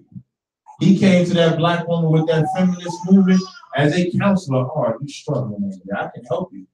But in order to help you, you can't have the man in the house. In order for this assistance, you can't get no extra money. I have to know what you're bringing into the house. And because that woman doesn't have the counsel that she needs, she listens to that. And then we end up being destroyed from that. Down here at the bottom, it says, be at peace with many, nevertheless have but one counselor of 1,000. And then it says, do nothing without advice, and when thou hast done so, repent not. Like black people, you give me the next slide, like black people need to face that we've just dropped the ball. Right. So then after you say, okay, Tazaryach, you say we dropped the ball, so how do we fix it? This big ass book I got right here. It's just heavy too. This Bible right here, that's in every house, that's the cure. If y'all want to know what the cure for the destruction between the black household is this big old Oxford Bible right here. That's in everybody's house. This is the manual that we all need. Without this, I don't want to hold this no more. I got a cross in the front slide. Now, slide. We have to face, like this book has the do's and don'ts. Deuteronomy 28:1 says, if we serve the Most High, keep his law, statute, commandments, we will be above all nations on the face of the planet. So imagine if the Most High, he's the Father, so he's talking to his children. And he says, if y'all do everything I ask y'all, y'all will be above everybody. You'll be first in everything. You'll rule everything. That sounds good as hell. And then he gives you the flip side. Now, if you don't listen to me, you'll be at the bottom. You'll be destroyed. Wouldn't any father do that? If the Most High didn't do it, I wouldn't even serve him. I wouldn't even follow him. But I know that by following him, I'll be healed. The other thing we need is this word right here, compassion. Compassion is the one thing that the black man and black woman do not have for each other. The minute a black woman talks about a black man, it's usually derogatory and vice versa. Because the definition of compassion is sympathetic consciousness of the other's distress together with the desire to alleviate it. So compassion ain't just a word you just say, yeah, I care for the black man. Do you have a sympathetic consciousness for what he's been through? And it says of the other's distress, which is what the black man and black woman has been under since we've been in America. We've been under distress and we've been under attack. And together, not divided. So the black man and black woman have to together have a desire to alleviate it. In the Israelite School of UPK, that's the goal. The goal is to have a sympathetic conscience of others' distress together with the desire to alleviate it. What does the Most High say about it? He said, in 3 things I was beautified. This is so important. Let me get my laser. In 3 things I was beautified and stood up beautiful before the Most High and men. The unity of brethren. That's what black men have to have as well. The unity of brethren will destroy anything on the face of the planet. It says the love of neighbors and a man and wife that agree together. This is what doesn't take place, a man and wife agreeing together.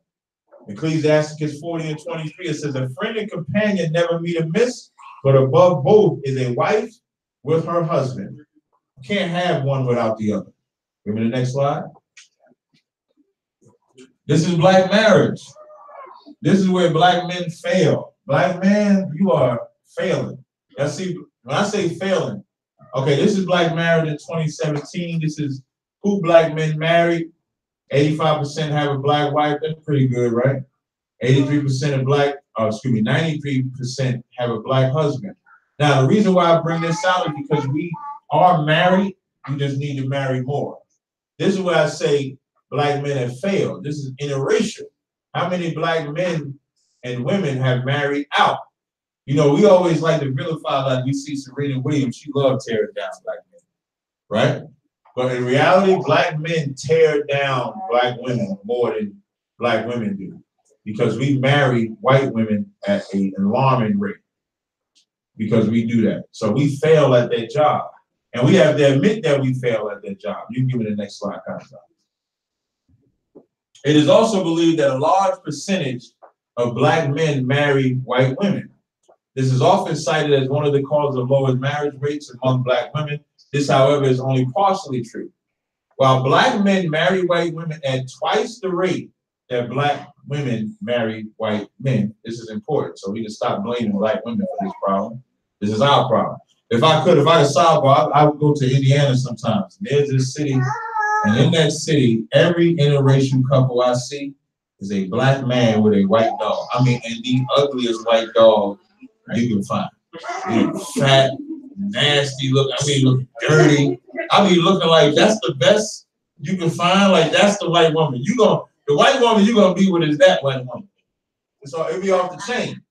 It says white men in 27, only 15% of black men were married to non-black women, which is up from 11% in 2010. The Pew Research Center released a report finding that 25% of black male newlyweds in 2013 married non-black women compared to 12% of black women. So what I will say is black women, y'all winning that job.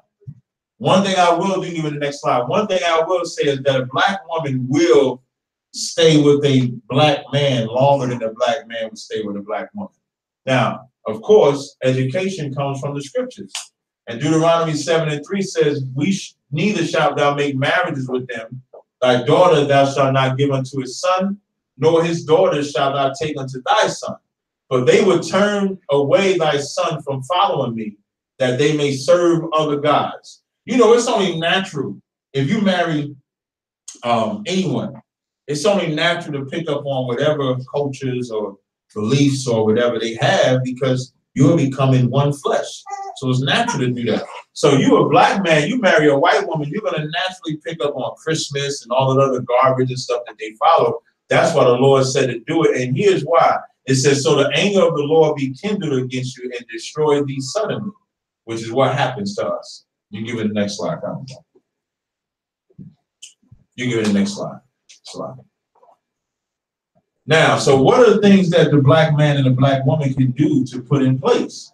Ephesians 5:22, which is why I love these scriptures. Like the psychotherapy is right there in the scriptures. It says, wives, submit yourselves unto your own husbands as unto the Lord. Meaning when you see your husband, you seeing your Lord, period. It don't get no better than that. It don't get no greater than that. And the one that you say you're married to, the Lord, he the one said it.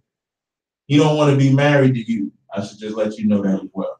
Ephesians 5:23 says, for the husband is the head of the wife, even as Christ is the head of the church, and he is the savior of that body.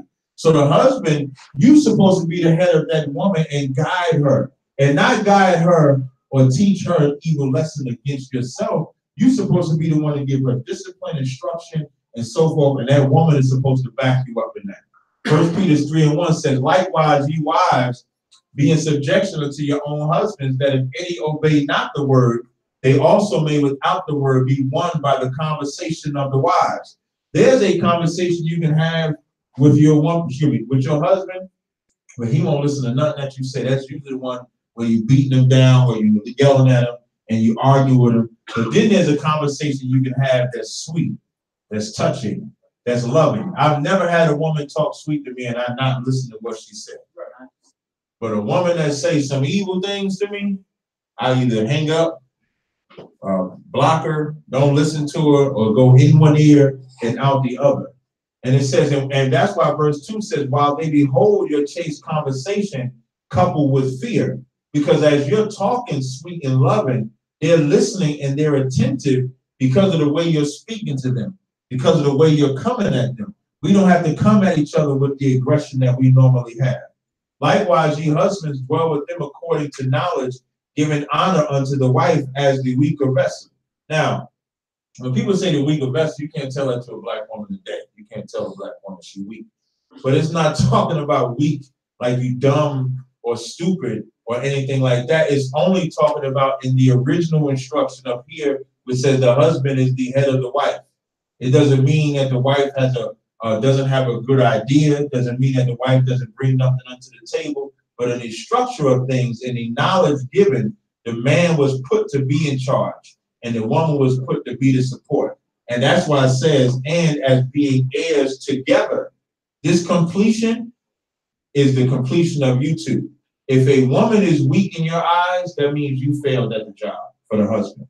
And if the man is not strong, that means you failed as a wife, because you're heirs together. You're in charge of it together. Give me the next slide. So now, what are some of the things that we do? We must acknowledge that the well-intentioned social life have uprooted traditional cultures and incentives, meaning the well-intentioned, meaning on the premise, so to speak, we thought civil rights was a great idea. The feminist movement was a great idea. We thought that that was the way to fix the problems in the black household. But what we have to acknowledge, what I would like to add, is that there was never a problem with the traditional cultural incentives. You know, there was never a problem with coming up in a normal black structure, in a normal black man, black woman, the children, and that culture, because we was turning the corner. So really, we have to recognize that those well-intentions have uprooted the traditional cultural incentives and legitimized an entitlement attitude that is counterproductive and actually harms our children. Because at some point, the elders or the older people, we're all going to die at some point, and our children are going to come up after us. So if our children are the ones that come up after us, they have to be the ones that we prepare to take care of their children. So we're not preparing them to take care of their children by what they observe from us. We'll never stop this cycle. It says we must stop ignoring bad behavior and choices in the African American community, discriminating between proper and bad behavior as legitimate judgment. It is not discrimination or bigotry. Basic psychology tells us that when you're allowed to get away with and are rewarded for bad behavior, you reinforce and get more progressively worse, and that harms the children. This goes right back into everything. We cannot reward, because you can have success stories in feminism or civil rights or something like that. We can't ignore the bigger picture. That's why at the beginning of the lecture, the article read that you can have individual success stories, but overall we're destroyed as a race. That's this here. So you can have individual success, but overall we've been destroyed by these devices that have been put in place. So it's almost like we got to wipe the whole slate clean and start from the ground up in order to fix the problem. It says there must be an admission that clinging to a counterproductive culture that is supposedly authentic in the name of group pride or to avoid self-reliance and personal responsibility is not only historically incorrect. Why does it say historically incorrect? Because history tells us, based on the stats that I gave you, that we were better when we were traditional. When we grew up in a traditional sense, we were better. We add this Bible in place, we'll be undefeatable. So it says it's historically incorrect, it harms the children. Thomas Sowell has shown that no group has ever successfully improved their circumstances by doing so. By not going back to a traditional sense, we would not go anywhere else. Give me the next slide. Lastly, the African American community, with or without the civil rights establishment, must acknowledge and demand that the family is and will ever be the originator and primary transmitter of social capital. Meaning our growth starts with the family. The values and character traits that enable children of becoming adults to seize opportunities and become productive citizens. Toxic role models that guide children into a culture of destructive behaviors must be challenged. Toxic, as an example, them women that were saying you didn't need a man, imagine children and children and children coming from that. That's the toxic role model. So where they're looking at that. In short, if the family structure is the primary predictor of an individual's life chances, and if family disintegration is the principal cause of the transmission of poverty and despair in the Black community over the last 50 years, then the family integration will stabilize the institution and offer our children hope. Can you go to the next slide? That's it. Okay, with that, I'd like to thank y'all for coming out to today's lecture that I did on miseducation. Are there any questions? Are there any questions in the room? I'll take some questions before we close. They got food, I believe, for y'all to eat and drink. Are there any questions in the room? Yeah, brother.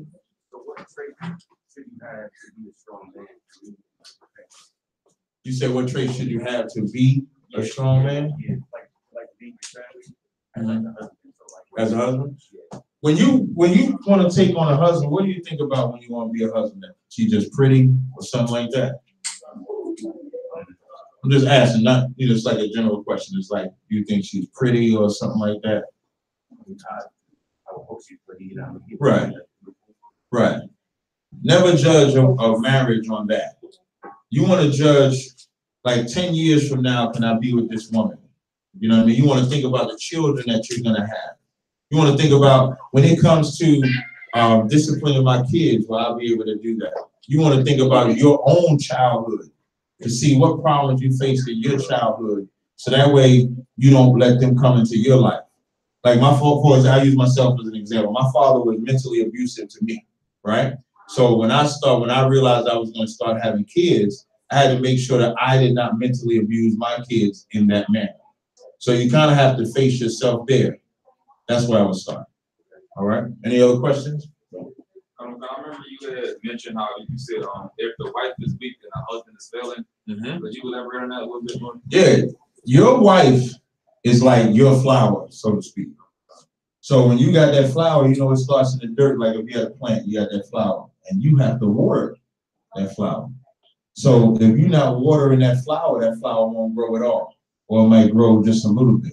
And it's all based off the information that you give her. So if that woman is weak in anything, you are the one that have to give her that instruction. And if you're failing at giving her that instruction, it is your fault. Right? So what if she was to like reject that? Husband was rejected. What when you say rejected, what do you mean? Like if they wasn't love coming up, they don't know how to take it. So Right. you try to give it to them, they'll try to reject it or push it away. So now what you should do, let's say how you just said, you said if she wasn't used to love because of the way she came up, right? You should try to find what the root cause of why she's that way. Because again, that's your flower. So you got to now find out what caused her to be this way and then treat her. Find out what the root was. Let's say if she was molested or abused or bothered. You got to kind of get to the root of that problem. Find out how many sex partners she had. And depending on how many sex partners she had, because you know, scientifically, a woman was not designed for that. So when you lay with multiple men, that bothers you.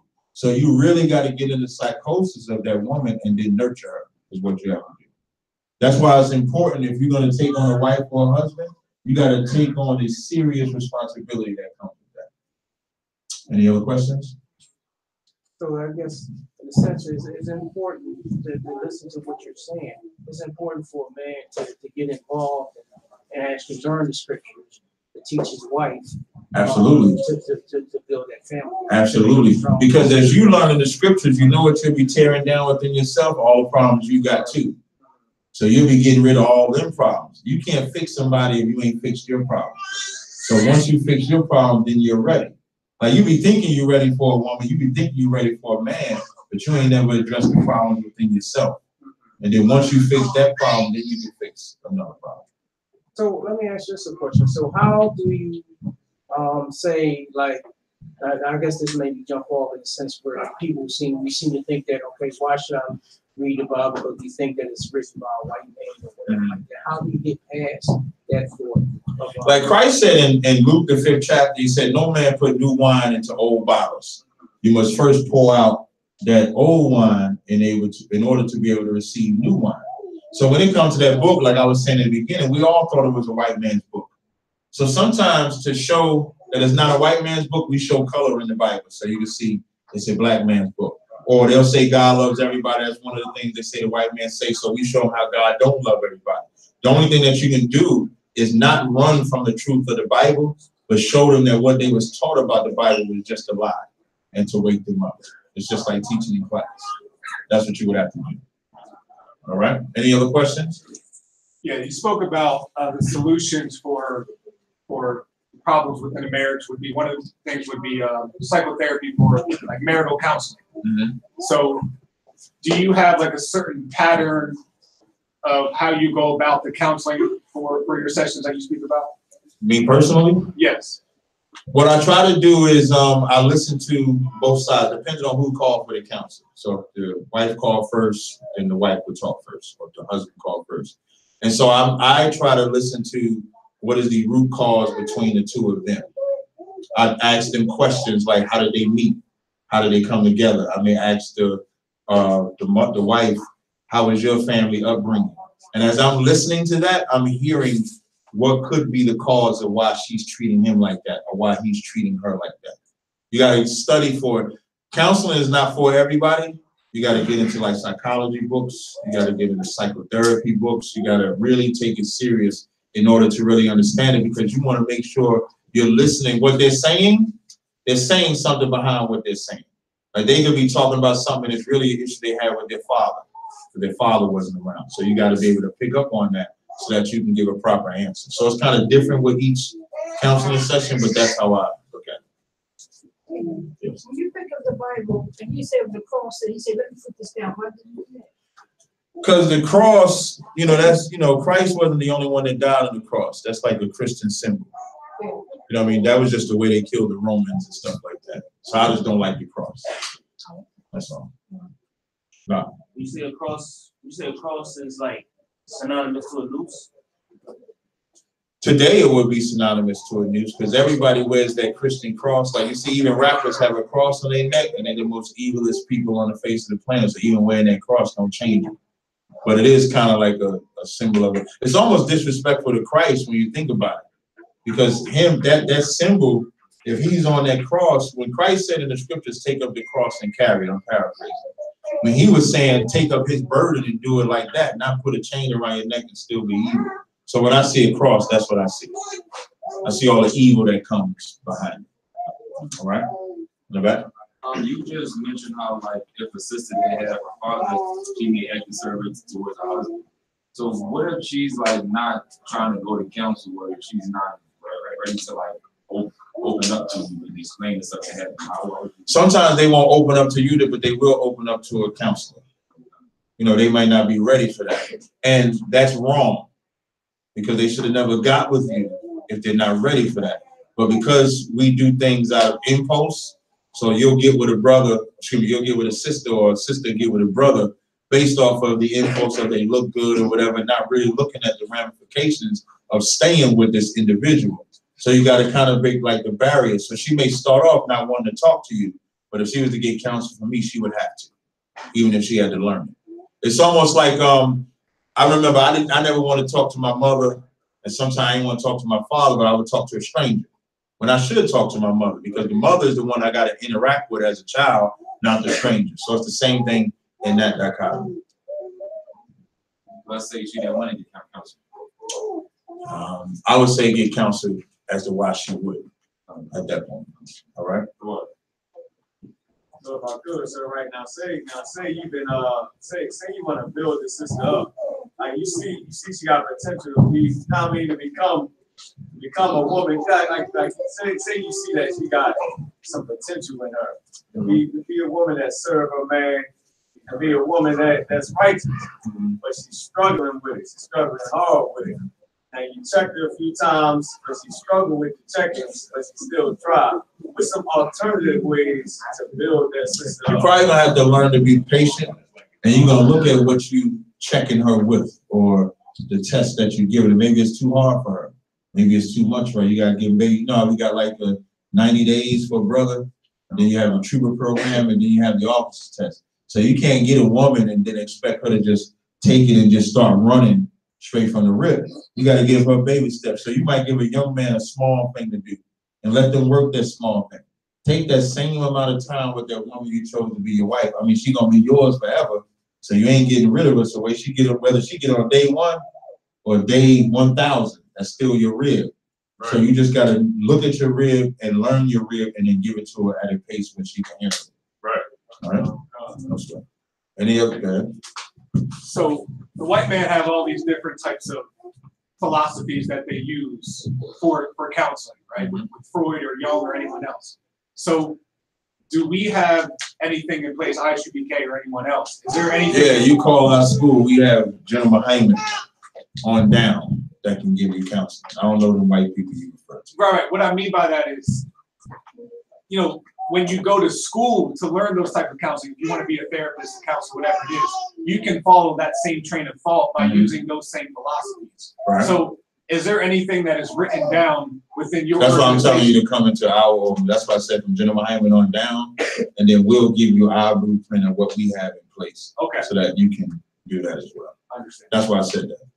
All right. Any other? Yes, yes. When you said about the rib, that was so to when I said about the what? The rib? Oh, okay. Can you really explain it? Because I'm thinking that Lord laid him down, took his rib out, and made Nah. I mean, like, how did that we say rib, okay. In the I'll give it as short and quick as possible. Okay. Mankind was created on the 6th day. So you had a boom of people created on that day.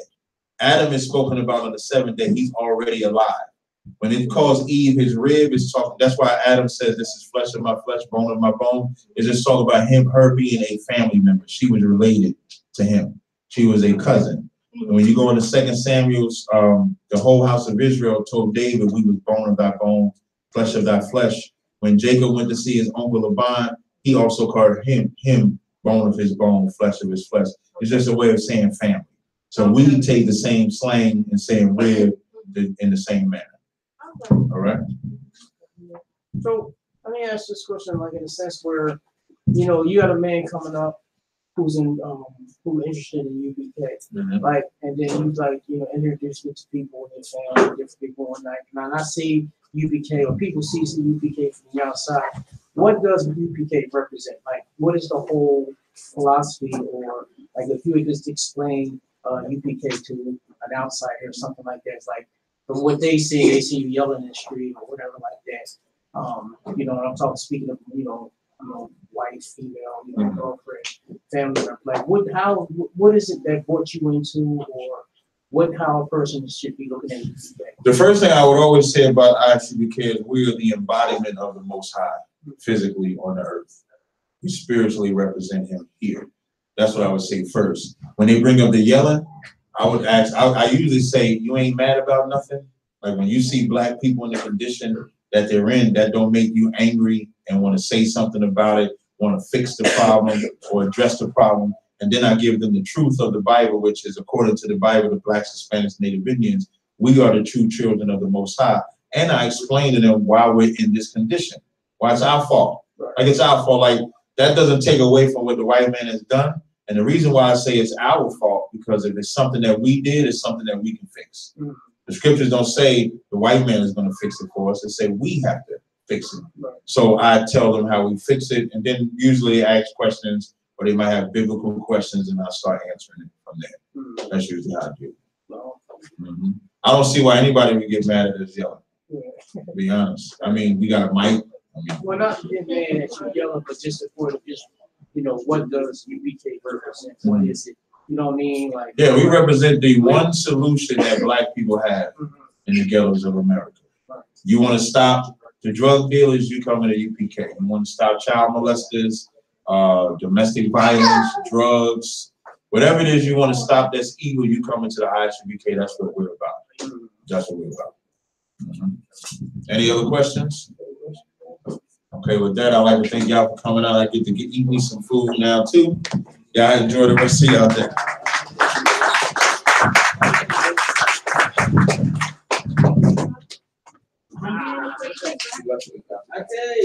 I didn't. Jake Money, what's up, Dad? You see, I bounced right back, right?